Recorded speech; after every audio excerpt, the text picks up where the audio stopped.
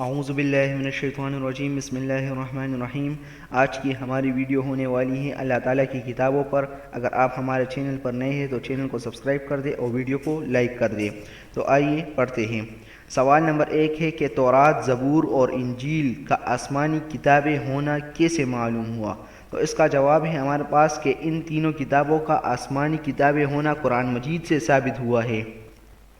تورات کے بارے میں اللہ تعالیٰ نے فرمایا ہے اِنَّا أَنزَلْنَا التَّوْرَاةَ فِيهَا هُدًى وَنُورٌ، یعنی بے شک ہم نے تورات اتاری، اس میں ہدایت اور نور ہے۔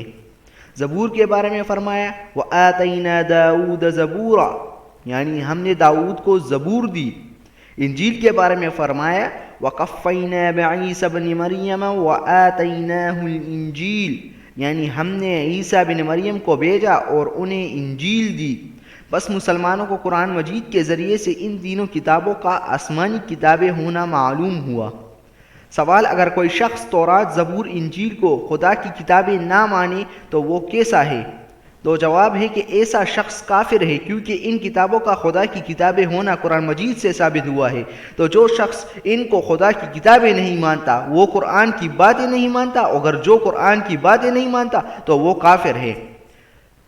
اب سوال ہے کہ تو کیا یہ تورات اور زبور اور انجیل جو عیسائیوں کے پاس موجود ہے وہی اصلی آسمانی تورات اور زبور اور انجیل ہے؟ تو اس کا جواب ہے نہیں، کیونکہ قرآن مجید سے یہ بات بھی ثابت ہوتی ہے کہ ان کتابوں کو لوگوں نے عدل بدل کر دیا ہے۔ موجودہ تورات، زبور، انجیل اور تورات، زبور، انجیل جو ہے وہ اپنی اصلی حالت میں نہیں ہے، بلکہ ان میں رد و بدل ہوئی ہیں۔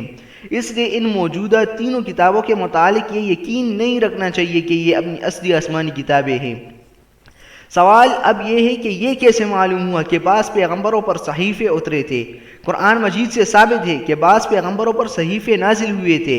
حضرت ابراہیم علیہ السلام کے صحیفوں کا ذکر سورہ سبح اسم ربک الاعلی میں موجود ہے۔ اب سوال ہے کہ قرآن مجید اللہ تعالیٰ کی کتاب ہے یا اس کا کلام ہے؟ سوال ہے کہ قرآن مجید اللہ تعالیٰ کی کتاب ہے یا اس کا کلام ہے؟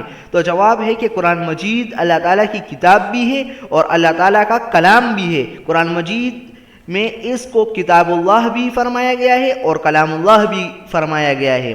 اب سوال ہے کہ تورات، زبور، انجیل اور قرآن مجید میں سے افضل کون سی کتاب ہے؟ تو اس کا جواب ہے کہ قرآن مجید سب سے افضل ہے۔ تمام کتابوں میں سے سب سے افضل کتاب جو ہے وہ قرآن مجید ہے۔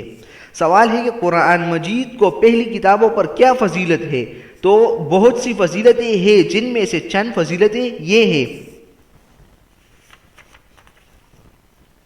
نمبر اول یہ ہے کہ قرآن مجید کا ایک ایک حرف اور ایک ایک لفظ محفوظ ہے، اس میں ایک نقطے کی بھی کمی بیشی نہیں ہوئی اور نہ قیامت تک ہو سکے گی۔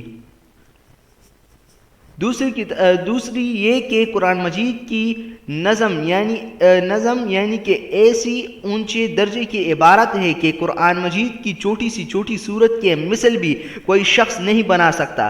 ہم نے ایک ویڈیو بنائی تھی اس سے پہلے کہ ہم نے چیٹ جی پی ٹی کو یہ کہا تھا کہ آپ ہمارے لیے سورہ فاتحہ لکھ لیں، تو چیٹ جی پی ٹی نے کوئی دوسری سورہ فاتحہ نہیں لکھی تھی اس کے ہم مثل، بلکہ وہی سورہ فاتحہ لکھی تھی اور بالکل صحیح لکھی تھی۔ آپ چاہے تو وہ ویڈیو جو ہے وہ ہمارے چینل کے پلے لسٹ میں موجود ہے، وہ آپ دیکھ بھی سکتے ہیں۔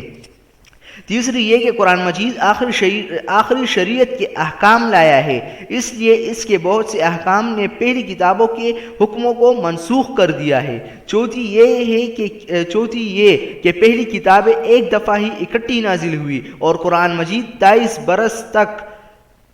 برس تک ضرورت ہوتے ہی توڑا نازل ہوتا رہا۔